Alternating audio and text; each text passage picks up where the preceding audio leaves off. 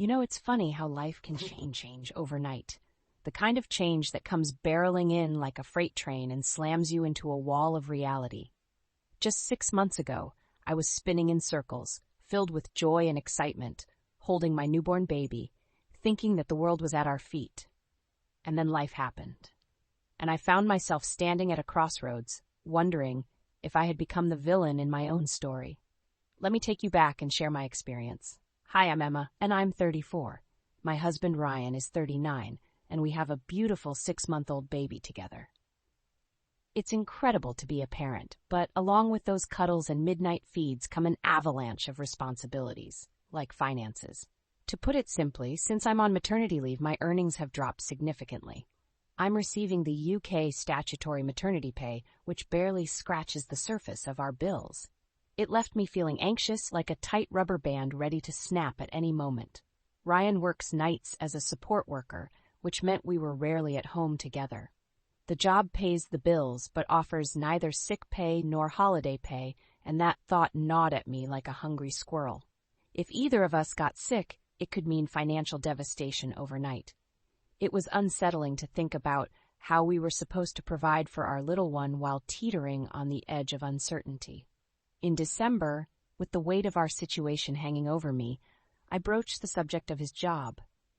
"Ryan," I said one evening, the words tumbling out of my mouth as I tried to navigate the most sensitive topic of our lives. "Have you given any thought to getting a full-time job?" His response hit me like a bucket of cold water. "I'm focusing on becoming a full-time forex trader in the next 3 years," he said nonchalantly. I couldn't wrap my mind around it. Here was a man who had 2 master's degrees, someone who had studied law and finance, and he was working as a support worker with no vision for the immediate future. "What do you plan to do until then?" I asked, searching his eyes for understanding. "Staying as a support worker?" He was adamant. "Yes, we'll just make it work," he replied, as if we were simply going to whistle a happy tune and it would all fall into place. At that moment, something in me snapped. I felt like I was drowning in responsibilities while he was floating above the surface, waiting for a wave to come carry him to a more prosperous life 3 years down the line. I stopped speaking to him. I needed to gather my thoughts and figure out how to approach this without sounding like a nag. As days turned into long, sleepless nights, the reality of our situation settled in. We had just transitioned into parenthood, and I could hardly fathom how we would manage childcare if we planned to continue working nights. "We could alternate nights," he said, completely missing the point. I wanted to scream, "So we'll never see each other? What about us? What about our family time?"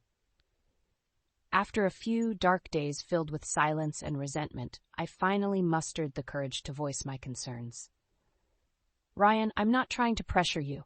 I just need you to consider how we're going to provide for our family, not just today, but tomorrow, too."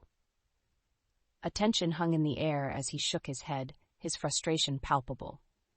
"It feels like you want me to get a 9-to-5 just because that's what society expects. I'm investing my time in something I'm passionate about. You don't understand how hard it is." I sat there, feeling like I was being painted as the villain in a movie where I only ever wanted what was best for us. The emotional weight of it all felt like a boulder pressing down on my chest. "I get that you're passionate about forex trading, but this isn't just about us anymore. It's about the life we want for our child. Can't you see that?" After another heart-rending silence, he finally relented. "Maybe you're right, but I just don't want to settle for something less." I sighed, knowing that it wasn't just about settling for less, it was about finding stability. I recalled the moments of joy when we'd chosen to embark on this journey of parenthood together. Did that joy really hinge on our contrasting priorities? Now here I sit, emotionally drained and feeling like I'm walking a tightrope. It's a dilemma, isn't it?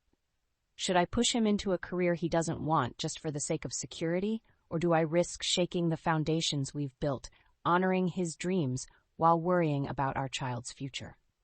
So I come to you, my friends. Am I the antagonist for wanting more stability for my family, more than just dreams of future glory? Or should I support Ryan's aspirations, hoping they'll pay off while fighting off the storm of uncertainty?